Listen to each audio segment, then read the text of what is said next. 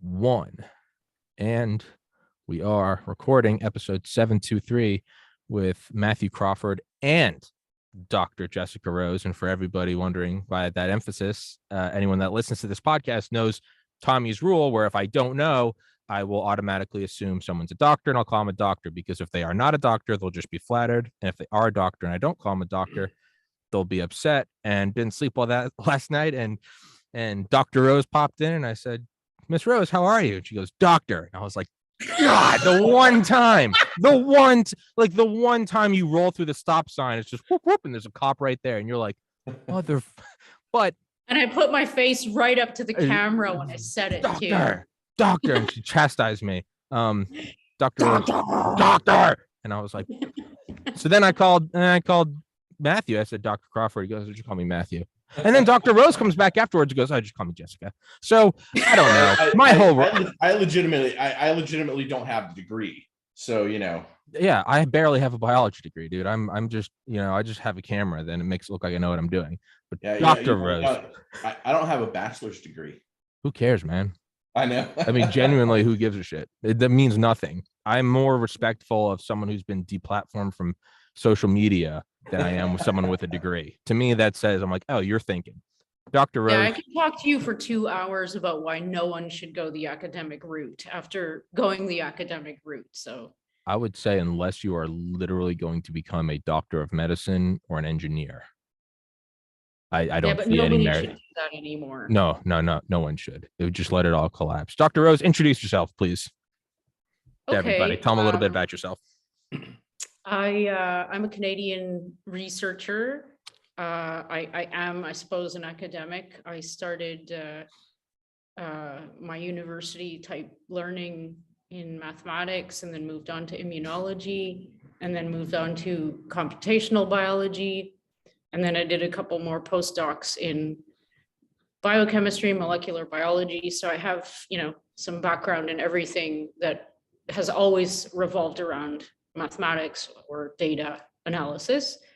So I'm kind of involved in this freedom fighting movement of late, because I took an interest in analyzing the VAERS data, which is the vaccine adverse event reporting system data of the states. And it was just kind of an accident. I wanted to teach myself how to use R, which is a statistical programming language. Yeah. And so I chose this data set because based on my background and what I was seeing, I was like, wow, that data set's going to become really interesting. And it did. Yeah. That's me. And I'm a surfer. And a surfer in Canada. Fascinating. No, I'm in Israel. I thought you said you're Canadian. All right, I guess you can be Canadian. I am. Good Lord, this is the importance of sleep, is so that I am on point. I'm like, I have no excuse. I didn't sleep either. And as I said, I'm dog watching 2 beautiful little puppies that don't like to sleep, and if they're lucky, they're so cute. Matthew, introduce yourself, man. Tell everybody a little bit about yourself. I'm Matthew. I don't have a degree. I'm sort of a wandering statistician. That's the easiest way I describe myself, but that's not really true. I say that because I spent some time working as an actuary, and then I went to Wall Street and did quantitative trading there. And before all that, I did summer of work in statistical genetics, and then I went into then I was an education entrepreneur, and then somehow I came back to trading when Bitcoin became this big global thing. So you two coming together to analyze the VAERS data, and I've been looking at it and kind of been every Friday holding up the camera or holding up the phone to the camera and doing a podcast about it. I believe I checked it yesterday with Dr. Malone on here. If I can recall from memory, let me pull it up. I think it's 23,704 deaths, and we'll see how good my memory is. 24,402. Not good at all, deaths. But for all future listeners, today is Wednesday, March 2nd, 2022. So deaths are tough. You don't know how many people that's out of, but it's easier to focus on the domestic set. Sure. Okay. So yeah, we can pull that up, which is in there. Where are we now, Jessica? 11,000? I think so. Over 12. I'm just rerunning my code because I actually count spontaneous abortions, fetal deaths. I count a bunch of things that most people don't when I count deaths. So I'm actually at 27,000 deaths all told, but the domestic data is showing 16,000 now, 165. Yeah, for U.S. territories unknown, I have 11,104 deaths with 1,641 miscarriages. And then all VAERS, I have 24,402 deaths with 4,142 miscarriages. And then the one Right. I can't ever leave out just because it's so absurd is 44,512 permanently disabled, which to me is just another. Yeah, insane yeah, number. it's, you know, and that number is getting really big, really fast lately. But Matthew, I don't know if you noticed in the last 4 weeks, the rate has increased, like for all of the adverse event reports, like it went like in the last 4 weeks. The log jam has been released. Oh God. It's either the log jam or it's the log jam and more reporting. What I does the don't know yet. distribution look like? Like, are a lot of the reports like months old? Actually, that's a good question. I didn't look yet. I'm backed up. So yeah, I have to check that because yeah, I have a little program that I run to check that because I did it before in a paper. In the but- meantime, Tommy, I'll tell you one of the really horrible things about VAERS, which is that they never update an original report. So, Yeah. you know, whether we say there are 12,000 deaths or 16,000 deaths, depending on how you want to count them, the answer could be 40,000, 60,000. Because a lot of those people who are terribly injured may have died. And even if they didn't, even if the report was updated, they won't share that update with you. That's right. Could you say that again? I don't entirely understand what you mean. There's never an original report.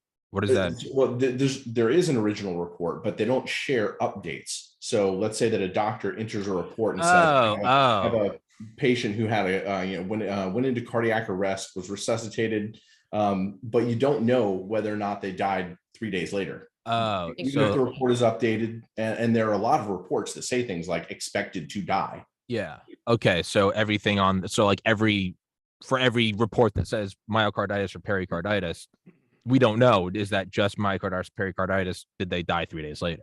That's Or near-death experience. That's a big one too. got it. What So does that mean? yeah. Yeah. I mean, that's spiritual. I've had on Dr. Evan Alexander. That's what I thought too. Yeah. I but was like, apparently not. it kind of seems more like a philosophy topic. But for all of this, I mean, so it says, right, it says on there, what does it always say? The disclaimer, the Lazarus study, which says that it's only about 1% accurate. And for full disclosure, although I got into medical school and pharmacy school, I did fail pre-calculus 3 times in college. So ease with me here. But my logic is and this is all my opinion, I don't think it's 1%. I think with COVID, we have to at least maybe have a little bit of leeway in thinking. It's like when you go to like the most viewed video on YouTube, whatever it is, whether it's, Gangnam Style or whatever surpassed it, there is sort of this like almost falsifying aspect to it because everyone's going to see what the view count is. And when you go and look at the view count, it adds a view.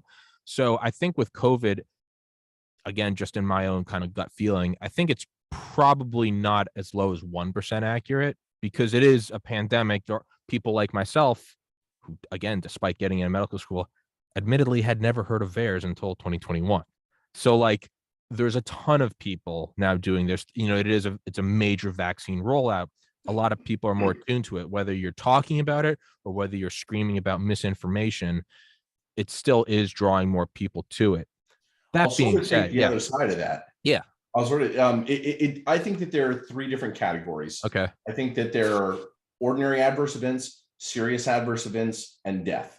And I think that you're going to get different underreporting factors for all 3 of these. But for AEs, I think less than 1% is reported, and AEs dominate in the total. So I think that actually, and I think that we did some computations, or I didn't. I don't know if it was you, Jessica, or Steve did, but it came out like a quarter as often reported as in previous years overall. Right. But I do think that the serious adverse events are reported more than 1% of the time, the less serious, less than 1% of the time. And we don't know about death, right? Yeah. It's different by kind than the others. But also like all the publicity to VAERS, what did it really do, right? The publicity didn't really start until like 6, 7, 8 months. It kind of got rolling, months after the vaccine rollout. So most people were not looking at VAERS. right? I was not looking at VAERS. I don't even know, when the first time I learned about it was, it may have been April or May. And actually I saw, before I knew Jessica, I saw a video of hers on YouTube about it. And I don't know when that was, but most people didn't know about it when most of the deaths would have occurred, right? The death curve is very temporally associated with the start of the vaccine rollout, when more elderly were getting vaccinated. Just like COVID, there's a pretty steep age risk curve. And so, much more, many more of the people who died would have died earlier on. Got it. Dr. But I Rose, what are your still thoughts think, on like, this? yeah, I think that it's counterbalanced, probably not equally, by the lack of reporting being done due to it's both the lack of reporting, like primary reporting, let's call it, like filing a report, and that report actually making it to the front end system. I don't know if you guys saw this video posted by this girl of her attempt to file a VAERS report. Did you see it, Matthew? It's a really cute little blonde girl, and she had myocarditis. She had a whole bunch of bad shit happen to her after her second shot, and she tried to file a VAERS report, and she tells the story of her failed attempts. It's incredible what I she did see revealed. that.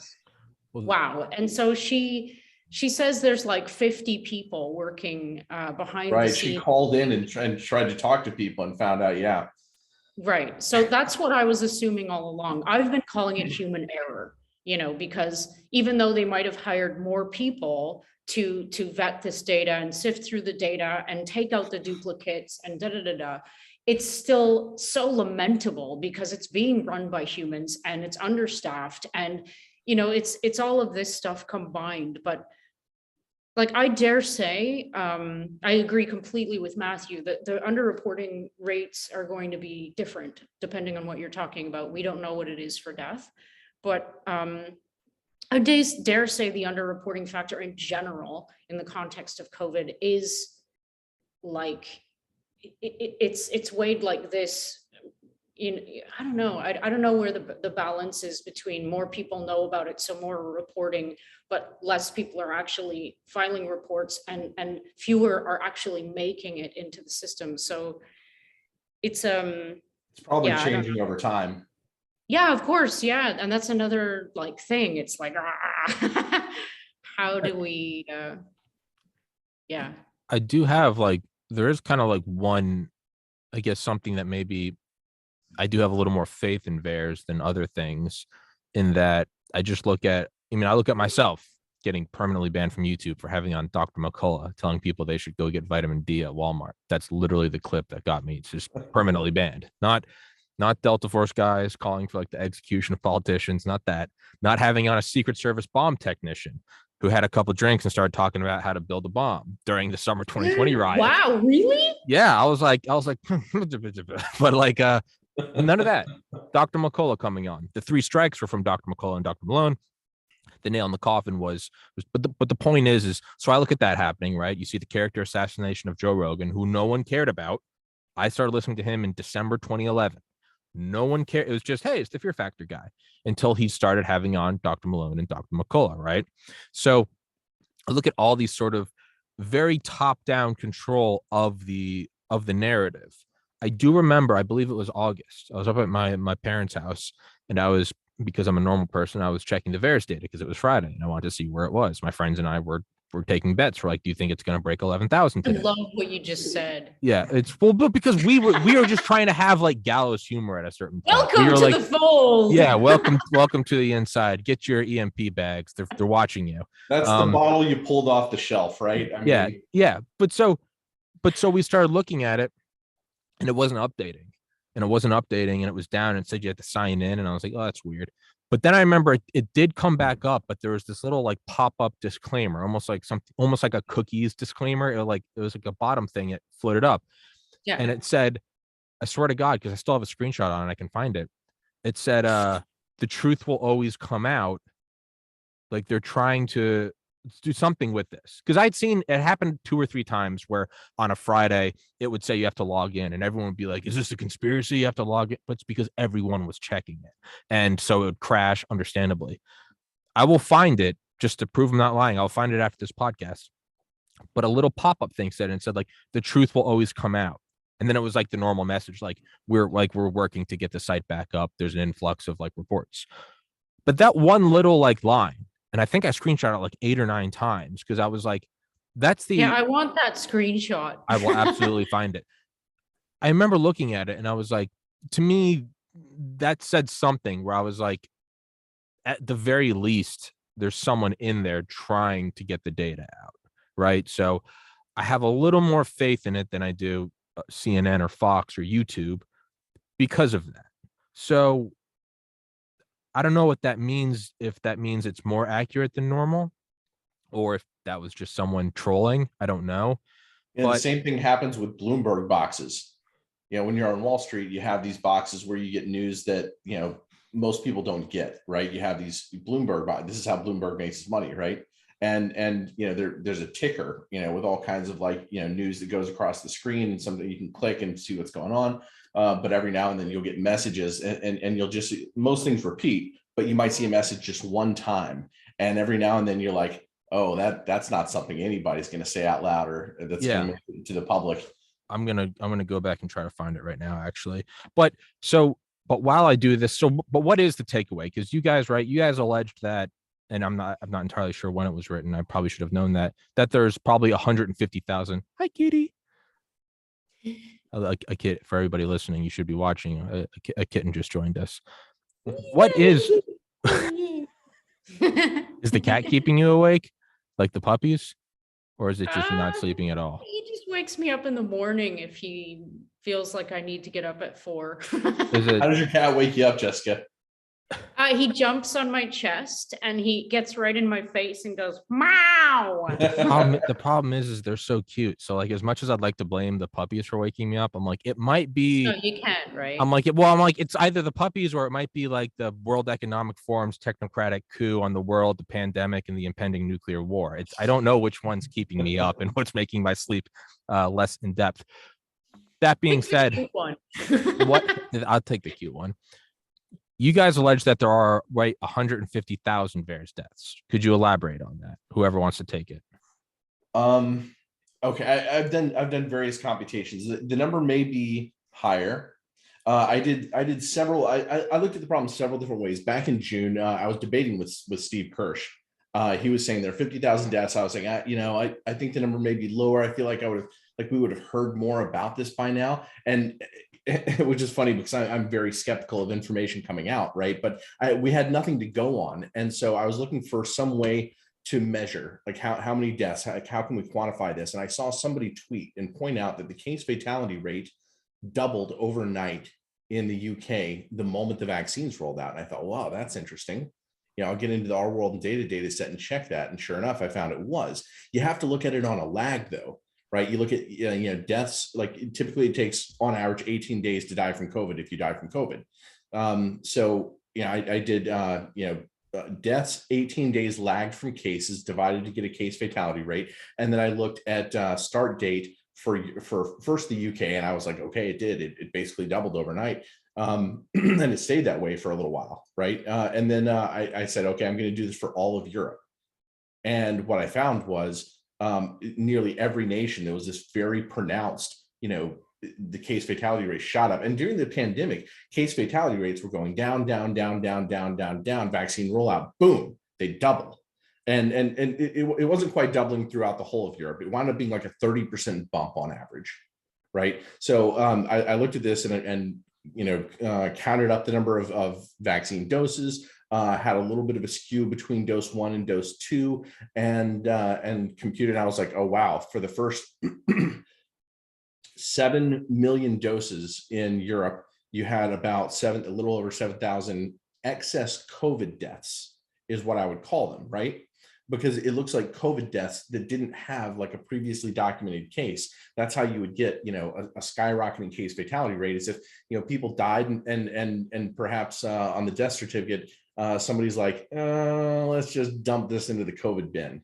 Yeah. And so you have a death without an associated rise in cases, you have a rise in deaths. So I saw this pronounced over the first 18, 20 days.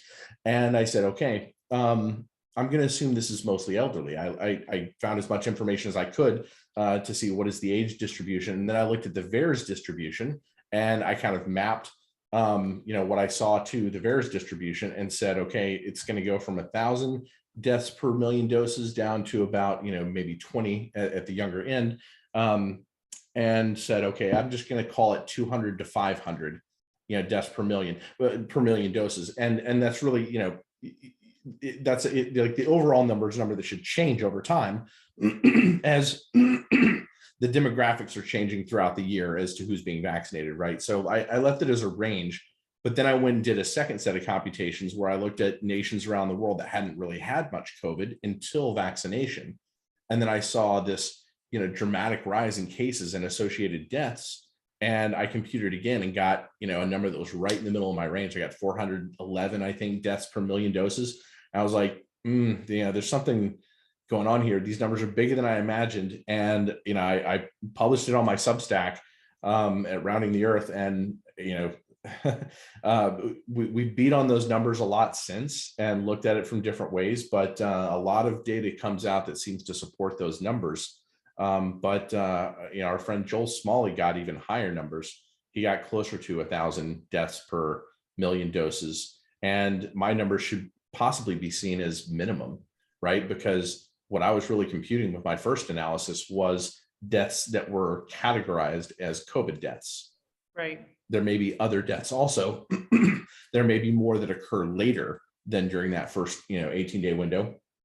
And then the second one would be deaths that occurred because of excess COVID cases, right? If the vaccine is weakening your immune system somehow, maybe the balance of T cells or something like that, then maybe more people are getting COVID. And we've seen that in several nations like Laos and Vietnam, where there's almost no COVID. They go in and vaccinate, and suddenly, boom, COVID wave. So, we don't know the answer, but there might be somewhere, I'll give a big range, 100,000 to 400,000 deaths in the US. Jesus. Dr. Rose? So yeah, I can confirm that with my own separate calculation, which is just, napkin math. The Pfizer put out their phase 3 clinical trial data a while ago. So they had, their placebo the arm, and they had their BNT blah blah blah arm, the drug arm, and they had about 18,000 people in each, and they had a certain number of people in each of those that succumbed to a severe adverse event, which I imagine includes death. Not sure though. They didn't define it as far as I can remember. But anyway, so they had a certain number of people in the drug arm who succumbed to a severe adverse event. So I multiplied that rate that they calculated by the number of people who had been injected at that point in the US. It was last August or something. And then I divided that by the number of severe adverse events in VAERS just to get a multiplication factor, and mine was 31. Steve did a very similar thing using a different base data set, and he got 41. So we all kind of, came around to the same number using different techniques. So yeah, we don't really know. I'm still interested in figuring out what the underreporting factor is for death. However, on the subject of the underreporting factor, I think the numbers are so outrageously high in VAERS, in the yellow card system, and in the UDRA system. They're all like way over 1 million, which has never happened before. So it's like we don't even need to multiply these numbers by anything. That would have been like the historical cumulative. Yeah. Right.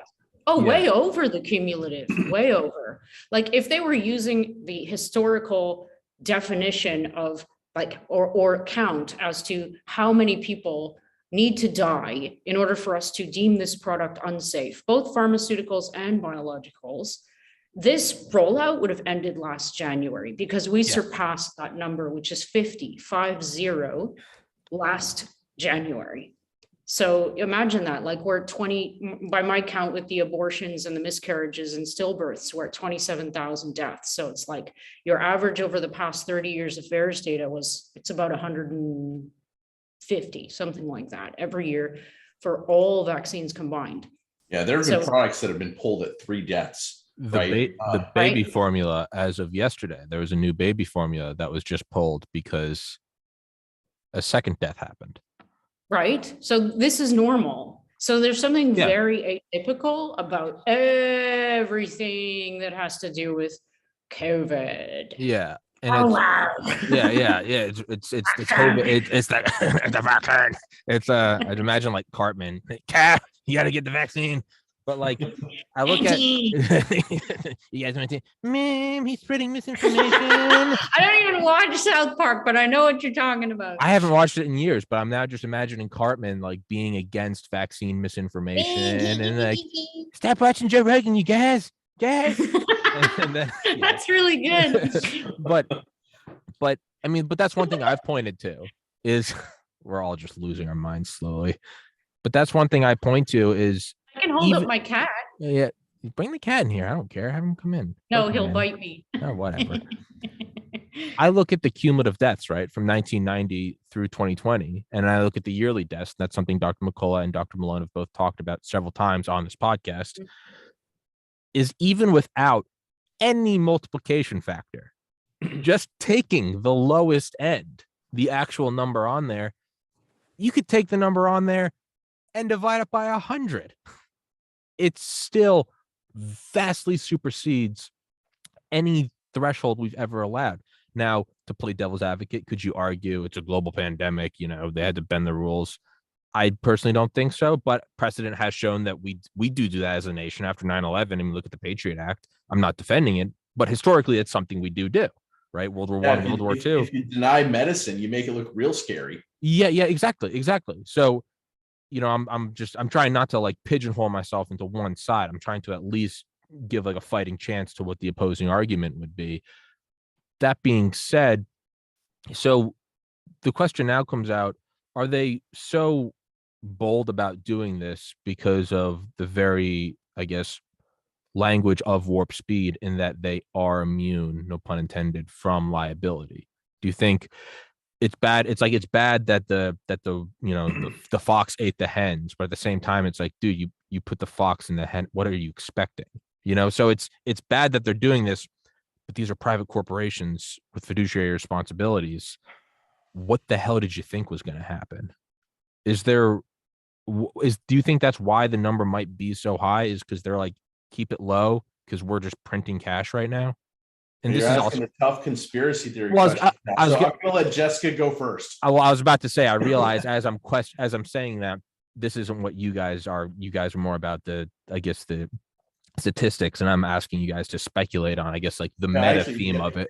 Jessica and I do speculate on these things. Okay. This is actually one of the things that I like to talk with Jessica about. We'll shoot emails back and forth this is scarier than so-and-so imagines. Well, yeah, because like you can only look at the numbers for so long before you're like, okay, now we have to start if they declassified everything on JFK and you eventually find two different vantage points, you'd have to go, and now we need to speculate because it's not one guy. So I think we kind of do have to depart from just the hard mathematics and go, now what is the reasoning behind this? You have to.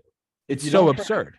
If you don't try to fill in a knowledge framework, then you are committing to ignorance. If you're just looking at the statistics of the Nazis and going, you need models, right? Yeah. You need to test models. You need to hold several, right? You need several frameworks through it that you can think through, right? Different hypotheses, and you can go, okay, does this data fit with this hypothesis and this one, and what is the World Economic Forum anyway? You know? Oh yeah, no. It's I mean, that's what you have to do though. And I mean, when I first started getting like banned on YouTube, I was like, maybe they're actually trying to stop the spread of misinformation. Maybe, I don't know, maybe the reason I'm not getting a lot of views on these episodes is because I'm not using keywords or SEO tags or something. Or maybe there's collusion between big pharma and big tech. But you have to have multiple models, right? You have to, and people call that misinformation. It's actually science. It's how we approach the truth. Dr. Rose, please join us on our wild speculation. What is the purpose behind it? I'm so lost in the analogy now, but last Don't worry night, about it. I didn't sleep at all. Me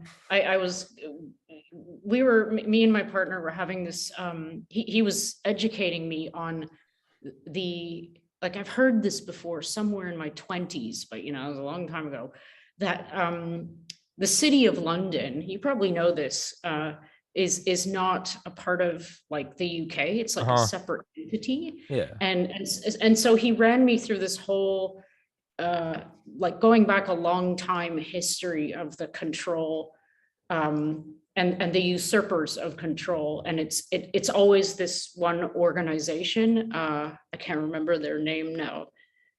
Something really stupid. The Illuminati? No. It's something really stupid like Brandon. I'm serious. It's something like that stupid. Let's go, Brandon. Yeah.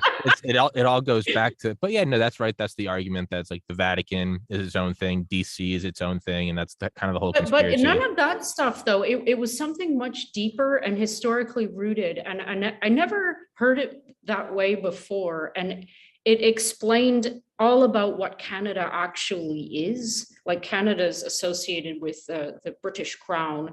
The United States is like a separate entity. And anyway, he was telling me about all this stuff because I'm always trying to figure out in my off time, my extra bandwidth time, like, what the hell are they doing? Like, what's the reason? Yeah. Why are they doing this? Is this just a power grab? Is this just about money? Is this about, I don't know, man, lizard people? I mean, I don't know. It's just, all I know is that I know nothing. How about that? Like, I don't believe anything I see anymore. I rarely believe anything I read anymore. And it takes like a consensus of the best, most trusted people I know for me to start, like putting that into my foundation and actually establishing like a working hypothesis, I suppose. I don't know. Like I'm very I'm very like shifty on what the actual reason they're doing this is so far. I think it's actually very good, and I kind of use this analogy all the time though, but ironically enough, it is kind of like an infection into your immune system, and you start what doesn't kill you makes you stronger. So I look at like the last 2 years of just being lied to my face, and then like literally interviewing the guys that they're lying about. I've had on Steve Kirsch, I've had all these guys on, Urso, Merrick, all of them. And then I see their faces on CNN. I'm like, I'm looking at two different things. And it has shattered. I mean, I've never trusted the mainstream media. I don't think anyone truly does, but you always kind of expect there's like some sort of like Venn diagram of truth. That has just been obliterated, but I actually view it as a positive. It's like building muscle. It hurts, and then you come back stronger. I look at my reasoning skills to be better, and you're going to feel crazy if all of a sudden you start looking at things with hard reasoning. At a certain point, you're going, every respectable person I know is saying the world's flat, but dude, I've done these calculations and I just don't think it is. I don't claim to know what shape it is, but I just don't think it's flat. And that leads you down that road. And eventually you find out what the truth is. So I'm with you, Dr. Rose, is that I don't. Can I interject? Yeah, take it. Regarding what Jessica said about like who owns London, like, there's a giant meta lesson, whether it's that or what you can trust when you hear on the news. Yeah. There's this meta lesson of we have such a tall, thin hierarchy of power in the world, not even just in the countries, right? Literally, the corporations centuries ago, early 1600s, managed to escape. They got escape velocity from the countries they came from. Right. The Dutch, the English, they didn't have slavery at home. They didn't tolerate it. But these corporations went around the world establishing slave colonies everywhere. Right. And eventually it becomes more and more secretive, or the amount of work that you have to do to find out, what that knowledge is beyond a certain point. It is invisible. Right. When Jessica says invisible, I mean, that's essentially true unless you are very, very near the top. Yeah. And so if you run a world that way, you are risking catastrophic failure. Absolutely. We cannot run the world on a hierarchy that small, because any mistakes that are made at the top, those mistakes are amplified to the whole world. So I realized I was going to bring it up, and I was like, oh wait, I have two math geniuses. I can bring it up. I just emailed y'all an article that I had first read when it came out in 2011, and it's from New Scientist, but it was on several websites. I think it was also on Forbes. It's the 13. It's just this, it's a map, right? Oh, pretty. Yeah. The 1318, so 1318 transnational corporations that form the core of the humanity. Superconnected companies are red, and like hyperconnected companies are yellow. The dots represent their like market cap. But then they go in further, and then within that sphere of 1318 corporations, transnational giants, there are 147 corporations that control like 90% of it. And it started to get kind of foggy past that point.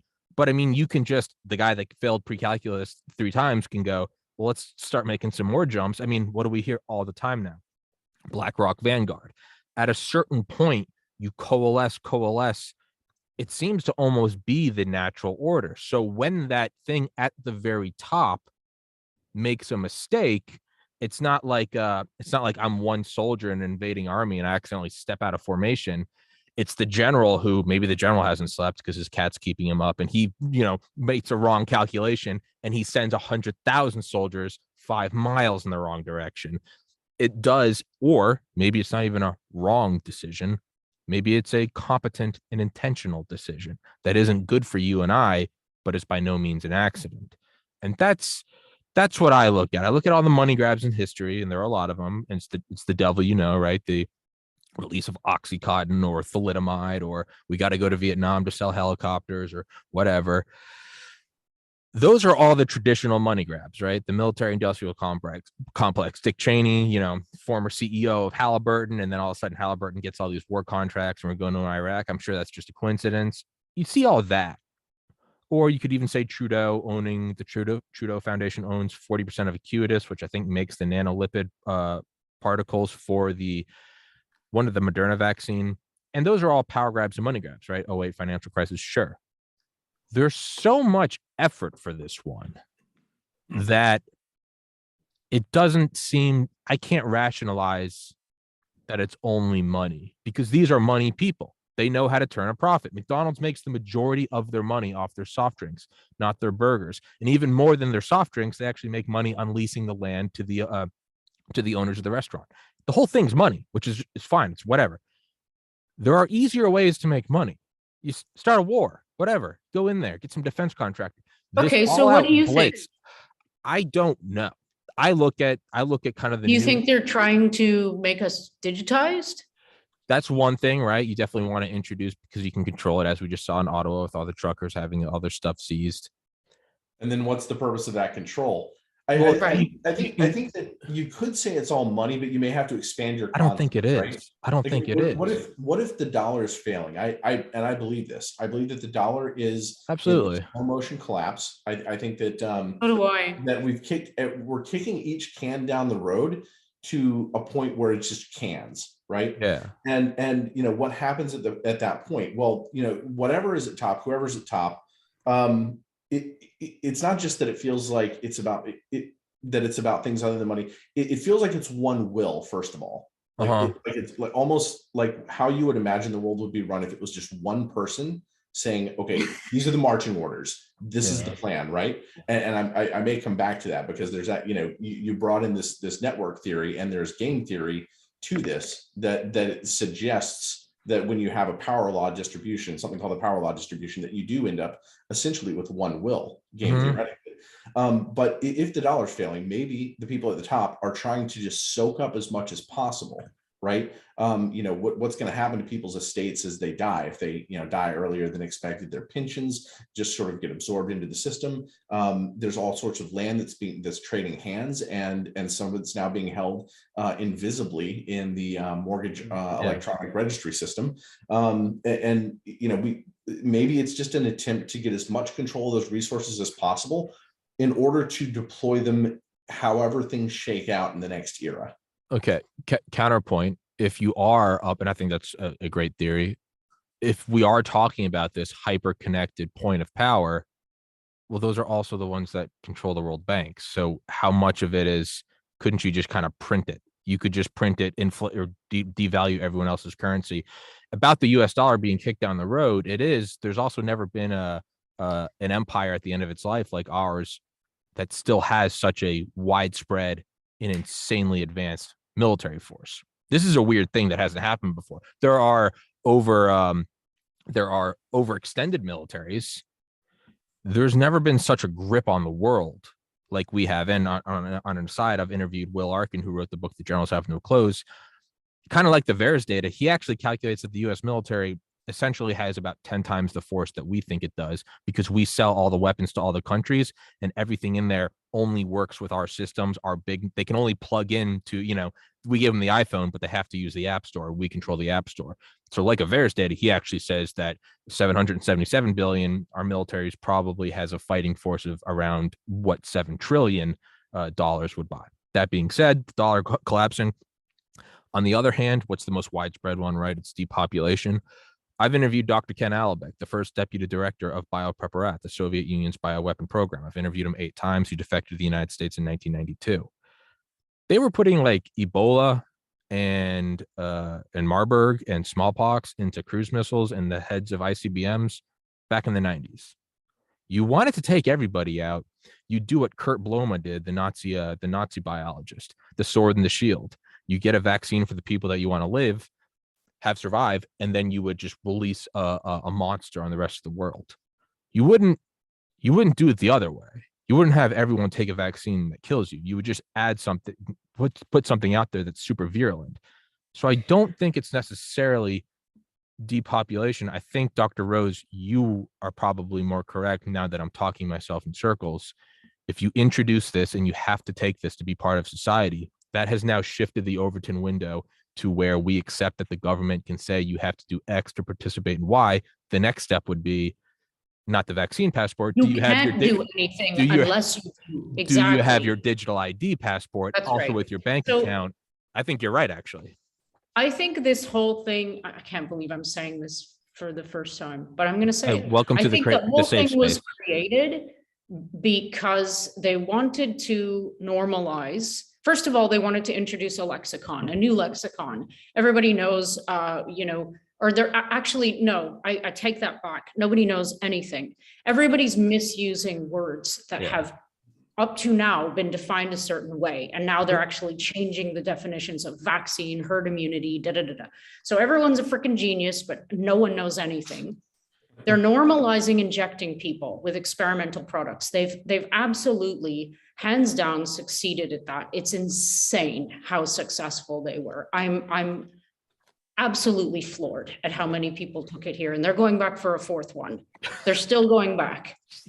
And so I think that was the goal. They wanted to, I'm still not sure how I think that from the immunology side of things, what we're starting to see from like published peer-reviewed papers now, this isn't like peer review or preprint shit. This isn't like, someone who has an idea. This is published study shit. That these things are really dangerous. And this is why they're dangerous. For example, a recent paper came out and showed definitively that reverse transcription occurs and presence of the DNA exactly in 6 hours. Another paper came out and showed the presence of the mRNA 60 days in germinal centers of the lymph nodes. I mean, it's crazy what's being revealed now. I'm not surprised. Robert's not surprised. Peter's not surprised. Matthew's not. We're not surprised because we were not told what was in this. I'm still not sure that there's actually mRNA in it, to be honest with you, in every single batch. I think the LNPs are doing extraordinary amounts of damage. The cationic lipids are horribly toxic, and nobody's even talking about that. So I don't know yet. I haven't decided if I don't think any of this was intentional. I think they had a goal, but I think the goal was to normalize the injection thing, because this is a setup for the next step, because the next step is going to be they're going to find a new variant of HIV or some shit, and they're going to have this magical new injection. And so when they tell everyone, they start flashing HIV on the screen, for example, everyone's just going to bend over and say, inject me. Yeah. And who knows what's going to be in that. And then, it's like that's the slippery slope, because then you can just start going, let's remove, tough characteristics from people. Let's take the testosterone away from fighting age men. That's the side effect that we're seeing now. Like we're seeing a lot of damage, and we're seeing potentially a lot of damage to fertility, which kind of does make you wonder if the stupid ass freaking eugeneticists or whatever you call them, eugenicists, are trying to depopulate the planet. I mean, it kind of makes you wonder, like, and they have been experimenting with different kinds of birth control. Well, that kind of makes me go back to the depopulation, where, like I said earlier, on one hand, I go, they could do it so easily. They've had this master unit 731 in Manchuria. Shit in the water. They control everything. It's already like so crazy how we live. Unit 731 in Japan's and their biological weapons program during 1944 to 45 under Shiro Ishii. They were mapping this stuff out then. So that's how I moved to it. But then on the other hand, I think, well, what if you did do it and then you have a bunch of people that didn't take it, and if maybe not everybody dies, you're going to have a huge revolt. How would you do it passively? You would just say, like, in 20 years, maybe you just can't have kids, and maybe it's only in 50% of people. It's just a very passive, slow motion. Exactly. And nobody's, or very few people are making this connection, and most people aren't dying. They're just getting sick. They're becoming, like, the way that I've been expressing it is they're turning people into patients, because it's very profitable to do that. So on one hand, I think this is very, very, very much about profiting, because I think it's like Matthew's analogy of the very tall and thin hierarchy. It's like, if all of the money in the world is up here with one entity, then we're all screwed anyway, right? That's a really good way to win the war game. Yeah, maybe. I don't know.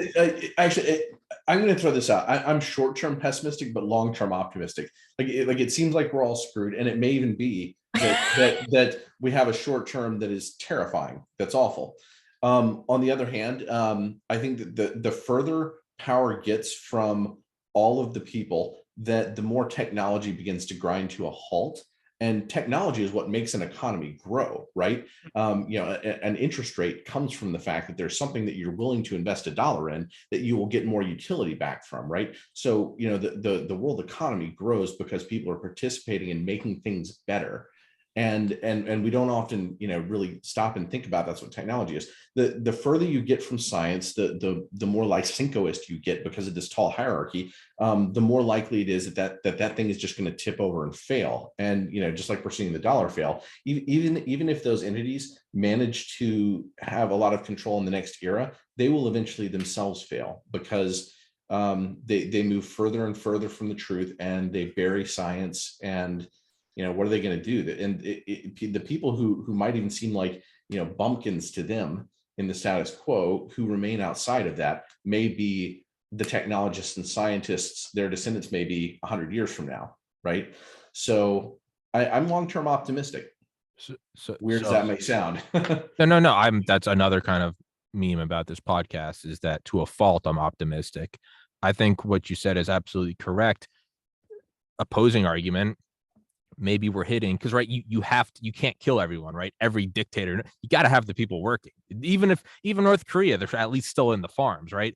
You have to have them doing the work that you don't want to do. Now, what if we are reaching an escape velocity point, as Ray Kurzweil talks about talk about analytics of exponential growth of technology? What if we are hitting like an iRobot point, where all of a sudden you don't need the peasants, because you just have a robot factory that's manned by robots? Or maybe it's something more along the lines of Neuralink. Maybe that technological growth, maybe that little 0.1% that survives, maybe they amplify their own knowledge by 1,000-fold or 1,000,000,000-fold, and now they are doing the research of an entire MIT department. I don't know, but it seems we are at this weird time where, if this was happening 100 years ago, you'd go, oh, they're idiots. You can't kill the peasants. You need us. It's happening now where it's like, oh, dude, we're rapidly approaching. I mean, was there some AI breakthrough in some DARPA program that's black I and was they're just going, gonna say that, we don't yeah. need people? Was there a Manhattan Project 20 years ago and they cracked quantum supremacy and they're going, oh, we don't need the people anymore? I don't know, man. I think this set of thoughts, it bifurcates into multiple lines, some of which are more realistic than others. Yeah. Yeah. I mean, I'll go ahead and say this. I think that that we are still at a point at which we do not know if general artificial intelligence can ever exist. yeah. The hard question. And it's a tough thing to even get into those conversations, but like nobody has like a really good answer to the Chinese box explanation. I don't know if that's what it's called actually. Is that right? Where you know, you're in a room and somebody slips a note under the door. You can't read that note, but you have a book where you can, you know, match the note to a Chinese character, and then there's a Chinese character on the other side that you transcribe on the other side of the note, then you pass back under the door. You never know what you're doing, but that's how a computer essentially operates, right? Yeah. There's sort of a barrier for developing a sense of what's going on. And you know, a lot of the people who've talked about, you know, consciousness and theories of consciousness, to me, they just sound bananas, right? They have these competing theories of consciousness. And I think that a lot of that is people sort of over self-promoting, trying to become over guru-ish, and acting as if they have the answer now. And that's how you get funding, is to act like you have the answer now. On the other hand, if somebody were really close to artificial intelligence, that's kind of like watching somebody you know, invent the nuclear bomb. You know, the game theory of that is everybody would turn on that person if they started getting close. Unless you kept it quiet, like the Manhattan Project. They're not keeping it quiet though. They're screaming it at the top of their lungs. We're just around the corner. In 5 years, we're going to have this. But yeah, the singularity people, like that feels almost like a religion. And, I'll say this, it's cool, right? It's cool to think about the exponential growth and to think about, you know, further exponential growth. An exponential curve seem like they're so powerful. They just go off to infinity. You have to like have a big enough scale to sort of see this, like this way off. Yeah. The economic curves, they look more like this, you know, it's a gently rising economic curve where we are, and it's beautiful and wonderful to see. We have things to invest in. That's great, right? But we, you know, we're nowhere near this point where it's like, going I'm with vertical. you. I don't necessarily think. I think Kurzweil is probably right that it will happen. I don't think it's anytime. I don't think it's now. I don't think it's even close. Not in my lifetime. Is it possible? I've interviewed Howard Bloom several times, who he was Michael Jackson's publicist, and then he was like bedridden for 10 years and just became like a scientist. And he's written a ton of books. He's been on Rogan, but my favorite book of his is called Global Brain. And it's about how these sort of like meta minds almost arise, not kind of like the Chinese box. It doesn't mean it's sentient, but it does act in a way, whether it's huge groups of ants moving or an amoeba or a forest spreading, it does act in a quote unquote intelligent way. You could define that as like Darwinian selection. The computer, it might not be alive. There might not be an eye, but Darwinian selection just goes, the one that survives will by default produce more. And that's just what it is. We've been living in that for centuries. I mean, I think the invisible hand could simply be called, okay, this is, you could call it artificial intelligence, or you could call it natural intelligence. Yes. It's group complexity, you know, intelligence. And when you have all these forces that many people can, you know, look at from different directions and identify, and then make use of and exchange with that thing. Yeah, you know, we've been living with that for a long time. And, you know, well, yeah, Bloom argues it's been happening since the moment of the Big Bang. If map it all out. Okay, now let's take that thought. Yeah, and I like that, not necessarily artificial, but just natural. It just we have what, 70 trillion cells, and they're all printing proteins and moving, and they're moving electricity through your nerves. Not a single one of them was aware that we're about to sit down and do a podcast today. They couldn't. There was nothing there. They're just, but to them, they're following rules, and we're growing and dividing, and we're getting rid of the old ones, and they have no idea what we're talking about. Cats and Alex Jones, and it's beyond their comprehension. Yet we are that, right? So my optimism comes from, I think there is a top-down power structure, Illuminati, New World Order, World Economic Forum, Brandon, whatever you want to call it. It is right. It is that singularity, that black hole of power. If that exists, my logic is why wouldn't there be another one? Why wouldn't it be? Or is it kind of like the line from Godzilla, like the arrogance of man is that like we can take on nature? What if AI is nothing compared to natural intelligence? Can this system even work? It does look dark. It does look bad. But I mean, we are a blink of a fraction of nothingness in terms of like geologic time. Like this is just a little coup. It's occurring like that. I mean, as Terrence McKenna said, it's a 25,000 year, or it's a nothing but a sprint, the 25,000 year jump from standing up straight and having opposable thumbs to the starship. We experience it as infinity in both directions, and you can't even see past the horizon. But in terms of the big picture, it's just a little like it's a blip. It's a lightning strike. I don't even know where the hell how we got here, but You ever seen the cosmic calendar? yeah. We're like the last second of the last minute of the last Several seconds in the last minute. Yeah. That's what I mean. So that's where my optimism comes from. Is I'm like, I don't believe Klaus Schwab's figured that out. That being, you don't buy the outfit. You don't buy the outfit. Come on. I down.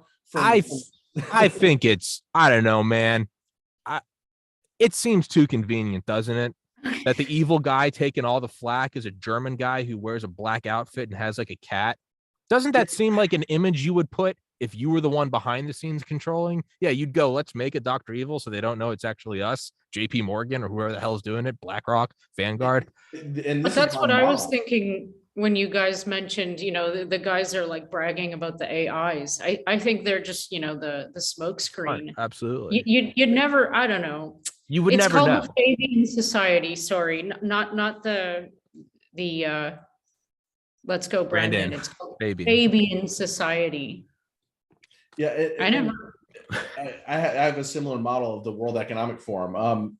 I see them as salesmen, right? They're like a sales team that was assembled. Right. Yeah. And there are other structures. And I don't know who holds the most power here or there, but like, if you look at like the Trilateral Commission, which was founded around the same time as the World Economic Forum, they had much more power, much more quickly. And that was David Rockefeller and Brzezinski, right? And they immediately, first US election after they got rolling, they got rolling, like 1973, and then the Carter was elected, and there were like 90 members of the Trilateral Commission in all of the United States, and 12 of them were on his cabinet.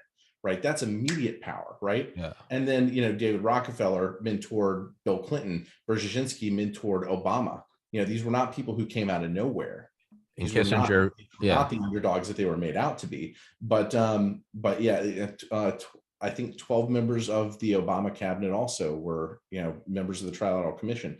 That's a lot of power. That's behind the scenes. That's putting together policy. That's not Justin Trudeau, who really, I mean, he was an actor. He appears to be an actor. Everything he does, he looks like a Netflix. He looks like a Netflix original. He's channeling drama. You can tell when he speaks. Yeah. He's channeling it. I think about what you and Kissinger mentored Schwab. I think about if there's a Trilateral Commission, if there's a Club of Rome, if there's a Council on Foreign Relations. That's what I mean. Is I think there's probably multiple nodes of power. And by definition, if they're all about, fucking the rest of the world for themselves, well, then they're also going to fight each. That's one thing I always think about when I think about like the Illuminati. I'm like, you're telling me these ruthless, bloodthirsty psychopaths, they all get together and like 1, 2, 3 team. Like, no, they're all going to kill each other. Right. At the one chance they get to be the king. Maybe when things destabilize and people don't know who has the power, that might happen. Yeah. But we were talking about game theory earlier. So most of us on this planet are on an exponential progression of wealth, right? Most people that defines almost everybody in the world except the top billionaires. the billionaire class, they're on a power law distribution. And this has been noted, mathematically, like just looking at the wealth totals of people in Forbes, right? And here's an example. I'm going to make a very simplistic one to explain the idea. Let's say that the wealthiest person in the world has $1 trillion. And the second wealthiest person has $500 billion. And the third wealthiest person has $1/3 of $1 trillion. That would be a power law distribution, those unit fractions, right? So think about what it would take to overcome the first person, to take that person over, take that king down. You would need not just 2 and 3, but you would need 4 also. And now you've got a prisoner's dilemma between 3 and 4, because either one of them could sabotage the project and move up to number 2. Yeah. And if you have 2, 3, and 4 on one team, all number 1 has to do is get number 10 or 11 to join in, right? And so this is why it can appear that one person controls everything, and you can end up with circumstances where one will is showering the world with their projected power, because nobody in the near the top of that pyramid wants to upset the apple cart, because they're going to get the knife in the side, right? Oh, yeah. So it's like a very delicate balance that appears as it's like Home Alone, right? He's got like the little cutouts on like the train tracks in front of the windows. It's one kid, but he's making it appear like there's a whole family there, so the kidnappers won't come in. It's the illusion of power, which is brilliant. But then there's also this, I think it's like my favorite part is the caveat of biological death. We're not here forever. So you can get to number 1. Eventually you kick the bucket and you have some kids, and maybe they're hardworking kids. You mentored them, but they're not as hungry as you. And then they have kids and they're trust fund babies. And then they have kids and they burn it all, and the cycle repeats. So there is this sort of weird reset button built into the very system we're talking about, is that like Jeff Bezos will die. Like Bill Gates will die. And then all of a sudden there's that vacuum. So unless they're approaching biological immortality, I don't know. I mean, I have no idea. Dr. Rose, we haven't let you speak for like 20 minutes. What are your thoughts on this? No, I'm just fascinated and listening. It's not often I get to participate in a conversation like this. It's great. You guys need to always bears this and bears that. No, it's the Illuminati. It's a quantum AI, and they're escaping the planet. Yeah, welcome. Yeah, I don't even know what we're talking about now, but I like it. I have no idea either, but it's fun. Yeah, where were we? What was the last thought? It was more so, what is the explanation of this? Could it be carried out? Why would it be carried out? Is this just our own rantings? I mean, and here's the more terrifying aspect. I do that. I have a close friend here who I talk to pretty much every day, and we ground each other. We actually know all of the people that are in on this. I talk to frequently, like Matthew and I will shoot the shit every now and then as well. It's like, and I find it's more for grounding. It's like, you can't be a sane human being and see what we're seeing and do what we're doing without asking yourself once a day, is this all in my freaking head? Because everyone around me is acting like, this is a freaking Enya video, like what's his name says in The Big Short. That's what it's like. It's like, like be a reverse Truman Show. Yeah. Where like, instead of there being one person who's the star of the show, there's like 99% of the people have no idea what's going on. Also the Matrix. Yeah. That's no, but I think you're absolutely right, Dr. Rose. I kind of appreciate that. Like most of my friends and family don't think like me, because it allows me. Who would you guys be in the Matrix? I've never seen the Matrix, but I know. What? I'm sorry. I scared my cat. Really? I live under a cultural rock. I kind of like that. I have no idea. Watch the Matrix today, my friend. You name any movie, I probably have not seen it. So The Matrix is not a movie. It's like it's a career book. I think to me right now, real life is far too fascinating for me to watch a movie. I'm like, this is more insane. I get you. There's a motherfucker that will help you. I'm like, there's a motherfucker named Klaus Schwab who's taken over the world, and there are truckers, there are truckers assembling armies like Mad Max to go fight Band-Aids. I'm like, I don't need Netflix. Just turn on the news. And you get to play in it. You get to be a part of it. You can do a podcast and actually kind of poke it and see something. Yeah, but you just analogized back to Mad Max. And so, like, don't we need that framework that Hollywood gave us for understanding everything? Oh yeah, no, you're right. So maybe I should. Exactly. I just outed myself. I've seen Mad Max. All right, so fair enough. Yeah. It's now no the I think there's like I think it was Terrence McKenna that said he was like, we all like to think we've got it figured out. And he has like a very distinct voice. I don't know if any of you guys ever listened to him. He died in 2000, ethnobotanist guy, psychedelics, wrote a lot. He goes, some people think the Vatican is in charge, or it's the Jews, or it's the aliens, or it's the Illuminati. And he goes, but no one approaches the scariest of them all. No one's in charge.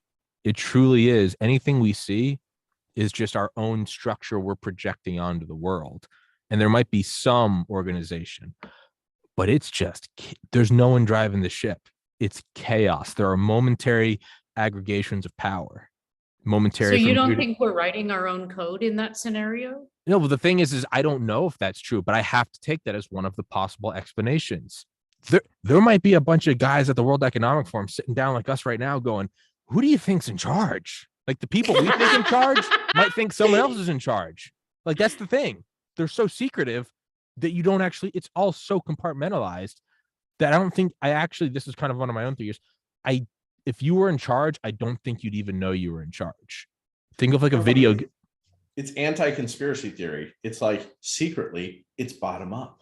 Yeah, exactly though. It's like, I think of like a video game where it's like, last man standing, but it's a video game. So you know, when you're the last man, because it pops up and says you win or whatever. You see 10 people left, 5 people left. What about the real world where there is no counter?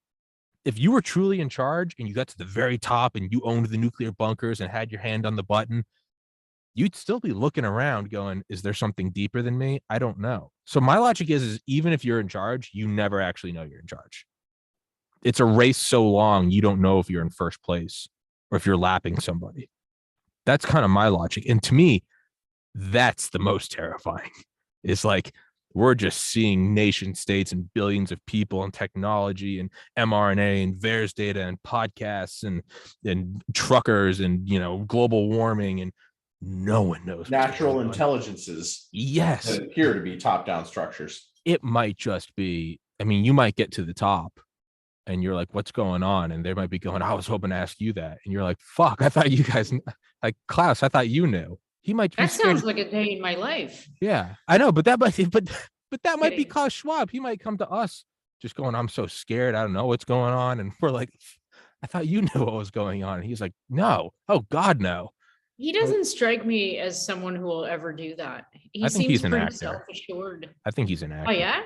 I do too. Do you think he's wearing a disguise? No, I think it's a guy that's just, he's the front. If you were truly brilliant, right, and you were controlling the world, you're not going to put your face out there. You're gonna have someone else do it. You're gonna have the smoke screen. Yeah. So I don't know. Now, could the conditioning be broken? Would there be something? Have people been so successfully brainwashed and conditioned that even if an undeniable like VAERS report came out, like undeniable, you come out and they go, man, we were completely wrong. If there was a cover up, there's actually been 2 million deaths. They've already, when the inventor of the mRNA vaccine technology comes out, 90% of people just go, disinformation, misinformation. And it's like, what are you talking about? Has it almost been, has the train started and can't be stopped? Could the president come out and people would be going, oh, he's talking in duress? What are you guys' thoughts on that? Is there anything that can break the condition? I think when the numbers start coming out in the quantities that I think they're actually reaching, like the heights they're reaching. I had this talk with someone the other day, like like you guys both know someone who's been injured by these products, right? I've interviewed some, yeah.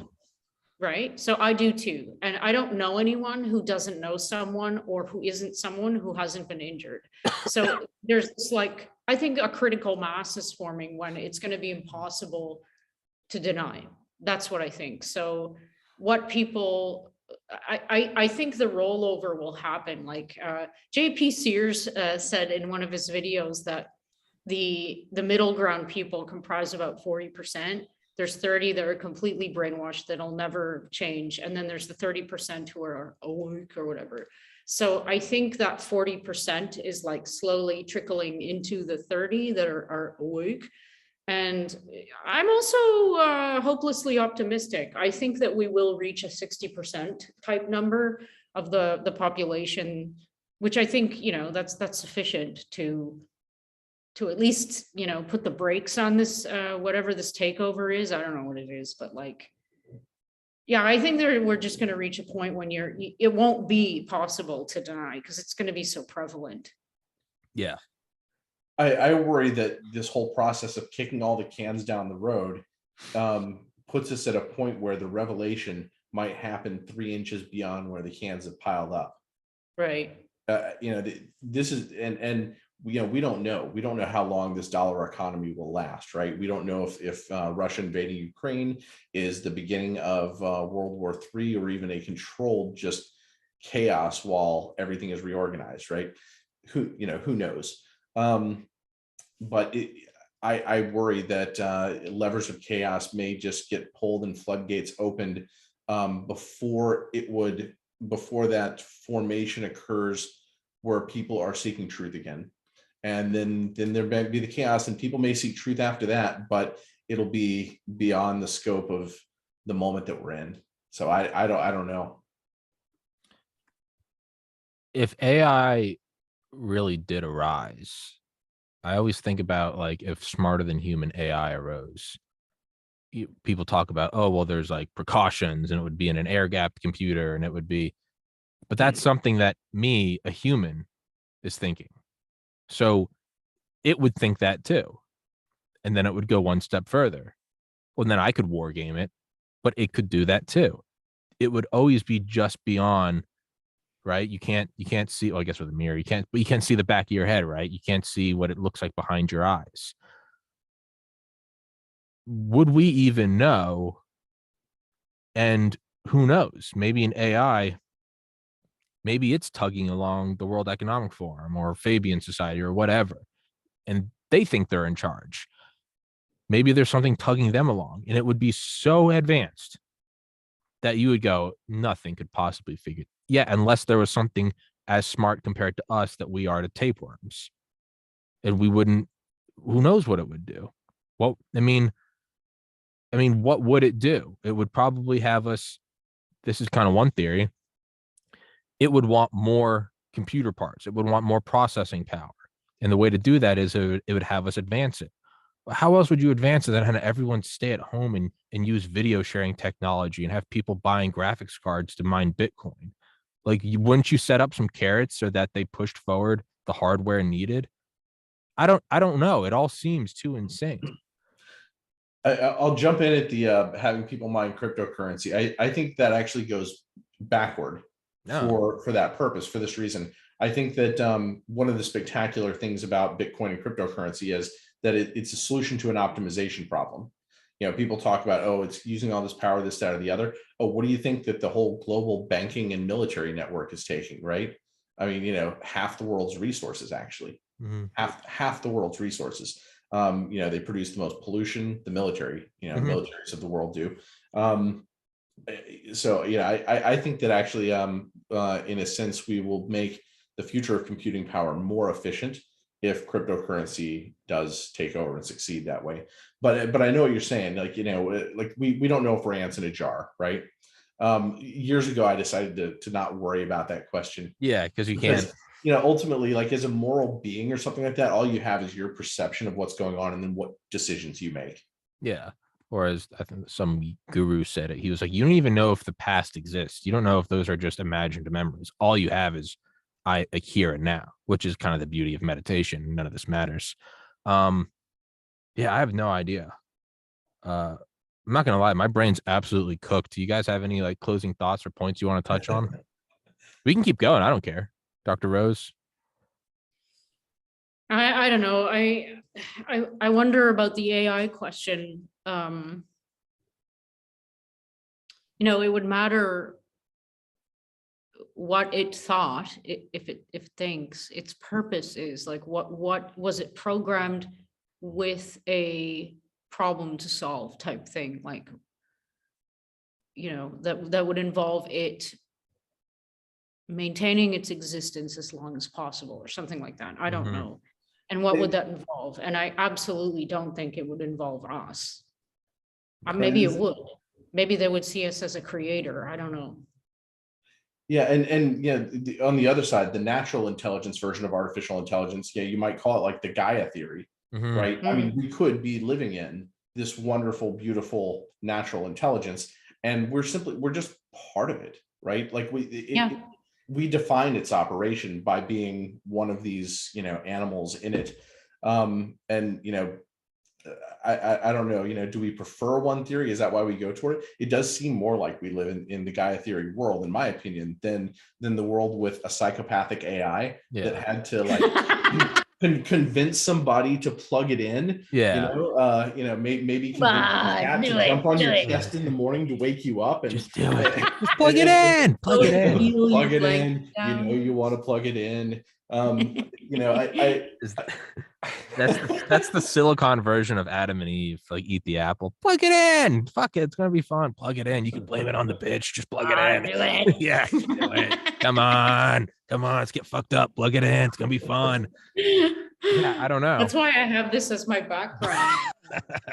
That's the AI move. It was there from the beginning. This is the analogy of everything. It is, and you knew it was going to be the ending analogy. So that's the true AI. That was the move ahead of all moves.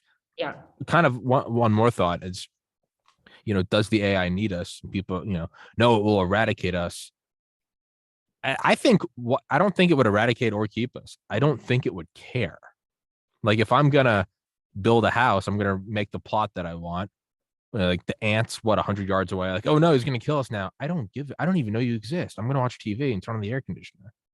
Like, I don't think it cares whether we're here or not. We're killing the planet. It wouldn't give a shit. It would just beam up to a satellite. Why would it care?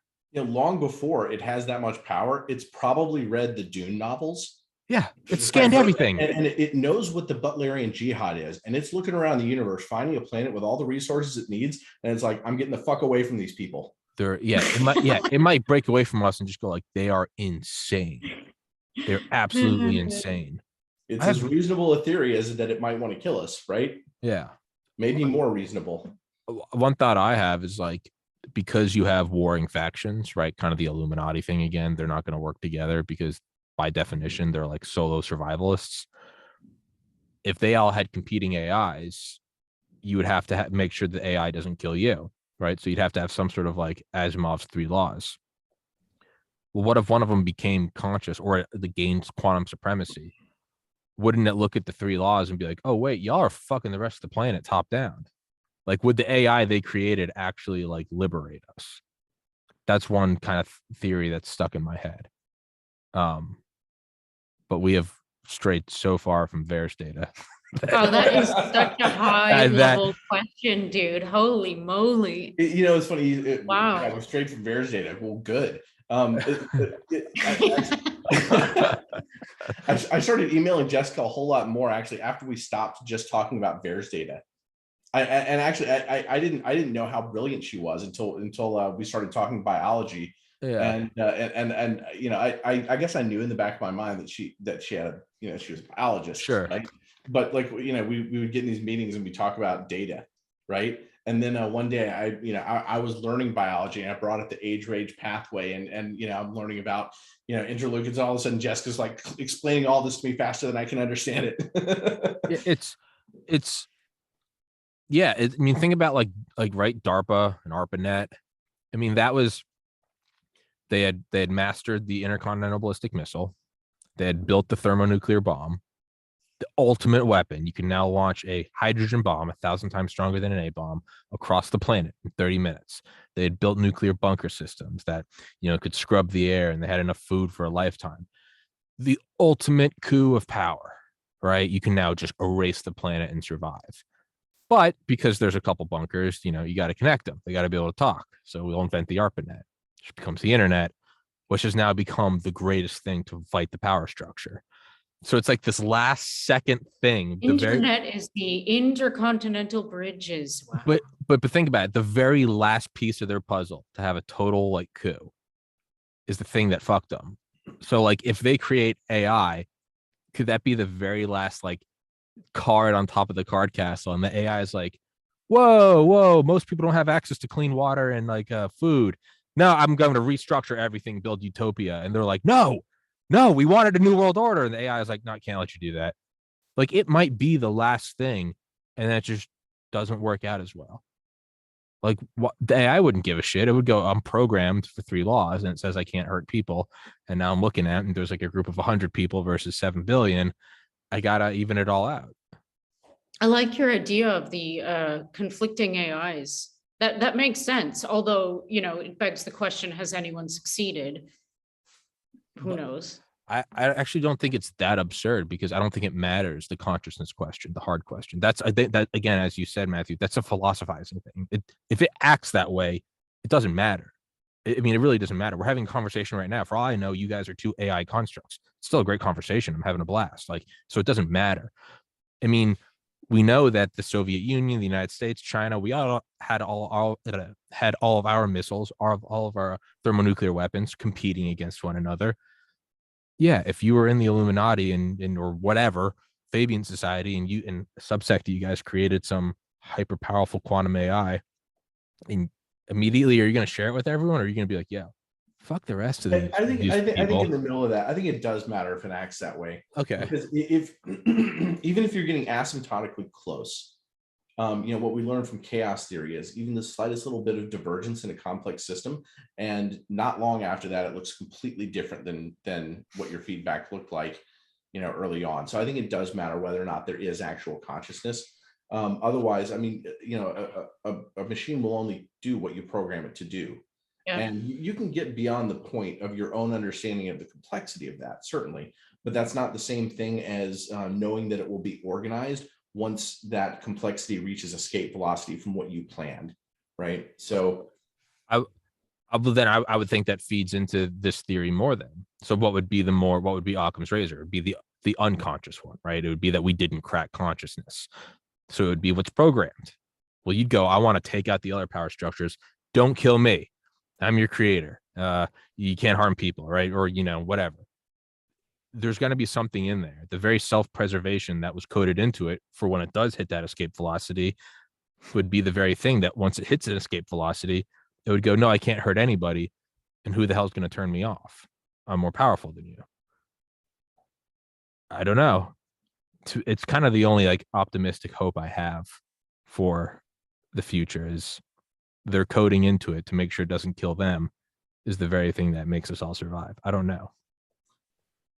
I think their arrogance crushes them before we reach that point. Probably. I think the point at which we start to approach something more like asymptotic AI or just so much more computing power that we're worried about it crushing us. I think before that point, we see the overly centralized system fall, and then we progress together for a longer period of time in the future.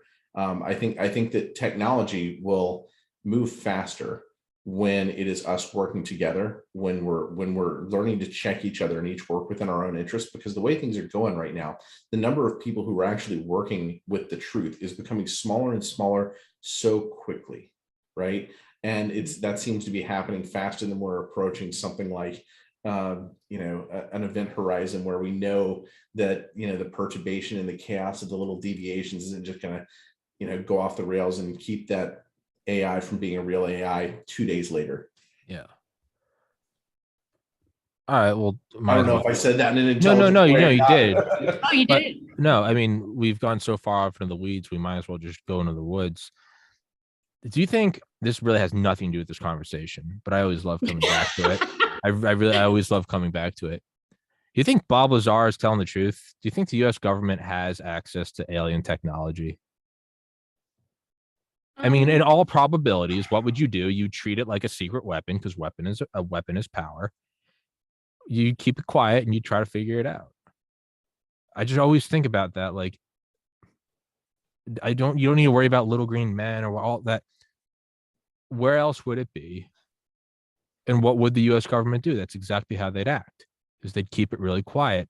Because unlike an A-bomb, imagine if you found an A-bomb but didn't discover nuclear physics yet. You'd keep it really quiet. to me, that's kind of, I like to think about that more than I do like COVID or World Economic Forum, is like, because that is like the A bomb to end all A bombs if you somehow had alien technology. And I just think about that. And I don't know. I kind of ask people this sometimes when the conversation just strays so far. I'm like, fuck it, throw it I out think there. we have encountered some other species of being that came here in technology related It machines. might not even be biological. I mean, but I think about all the quotes from presidents like Harry Truman. Flying saucers, given that they exist, were not created by powers on Earth. Like, what the fuck? Like, General MacArthur said World War III will be fought between interplanetary species. Jimmy Carter said, or no, Gerald Ford said, I know UFOs are real. I've seen one. I mean, those are some weird. That's not me saying something, right? That's the top of the top, allegedly, saying some really weird shit. Like, that's kind of hair raising to me. If you want to obscure whatever is going on with the seats of power up at the top, Make you it. just create clouds, Yeah, right? you're probably right. People. Damn And it. ultimately, I mean, and maybe Wah, maybe wah. it's true. Maybe it's true, but you know what it is a thought experiment, right? Yeah. It's a thought experiment that's sold as reality, which you know 2 or 3 people can make a living writing books about it. Yeah. And so many people want it to be real. So it's Yeah. very functional. Grift. But having said that, I've literally probably seen every single thing you can watch about UFOs, aliens, ETs. Like I'm obsessed. Okay. Oh, me too. But I'm Me too. obsessed with everything weird or Yeah. questionable because I have like I have no idea. I have no decision made in my mind one way or another because I haven't even decided if I'm actually here yet, to be honest. It's like I meditate every day and I'm like, let's start from ground zero. I don't know if I'm real. Like, yeah. but, Sorry, what were you saying? um, UFOs though. What were you saying? No, it's just it's I think Matthew's right ultimately, but who knows, right? Yeah, I'm a kind of if I can see it, I believe it type person. Like observation is kind of making my reality. Yeah. So like I kind of like to see something with my eyes in order to make a decision about what I might say about its existence or reality, but still that still isn't saying anything because maybe I don't exist. So I don't know. I just got way off the track there. No, but I mean, I think about like the Tic Tac incident, right? In 04, and that, that pilot went on Rogan, Fravor. And what's the Tic Tac? What? You need to watch that Rogan episode. It was these fighter pilots chasing a Tic Tac that was moving at Right, Mach 200. Yeah. So that's either we have become so advanced that part of the US government has that shit, or it's not ours. But it does make me think of the book Area 51 by Annie Jacobsen, probably my favorite author. And it's she talks about how in like the late 40s, early 50s, kind of right during the heyday of Operation Paperclip out at the Nevada test site where they did all that, it's where Area 51 is within the Nevada test site. When they first started testing with jet engines, right? The Messerschmitt 262, the first jet engine plane used in World War II, obviously came from the Nazis. We didn't want anyone to know that we were messing around with it. So there are these pilots outside of Area 51 who would see things coming out of Area 51. And they all knew that was even more classified area. But these pilots would then go talk about it at like the local bars with other pilots. And they'd be like, there's this plane that can do all these crazy maneuvers and it doesn't have a propeller. And that was like a big thing. We had to keep that quiet. So what the pilots within Area 51 did is they went out to like, a lot of them would kind of like go home to like California. They went to these like Hollywood stores and they got these big, and this is all accurate shit. They'd get these gorilla masks and they would wear gorilla masks whenever another airplane was coming close to them. They'd take the helmet off and put it on. So the pilots would be at the bars going, yeah, it was pulling 10 G's and barrel rolling, no propeller. And everyone's like, Jesus. And he goes, and there's a gorilla flying it. And they'd be like, oh, he's fucking lost it. So is that what it is? Like you're taking over the world and you go, hey, UFOs over here. Maybe. I hope not. But yeah, I don't know. Guys, email me your Substacks, your social medias, or everything. I will put it in the description. I would love to have you guys on again sometime. That was fucking fun as shit. I love that. Yeah, it's I too bad I enjoyed have to go because No, honestly, going. it's a good out because my brain's about to implode. I'm gonna go to bed at like 3 p.m. in the afternoon today. So it actually works out well because Put I'm the losing. puppies in a closet. No, No, I think I'm so tired now that they can't wake me up. We've reached our own escape velocity of fatigue. But I'd absolutely love to have you guys on again. That was fun as fuck. I need to take a break from all the serious discussion sometimes. And, absolutely. yeah, we should go full Yeah, on. aliens and AI and singularities any day of the week, man. I'm there. Hell yeah, guys! Thank you so much for coming on, Dr. Jessica Rose, fucking Dr. Matthew. You're a doctor too, and thank you so much, my friends. Carrigan. We're all Dr. Carrigan. Fuck it, we can do whatever we want. Yeah, guys. For everybody listening to this, you definitely have to keep an open mind, entertain goofy ideas. 99% of them are going to be goofy and absurd, but every once in a while you do get to the truth. Well, that's how the truth comes out. That's how science progresses. So keep an open mind, and Klaus Schwab is an alien. And on that, we will close this out. Guys, thank you so much. I'll email you the episode.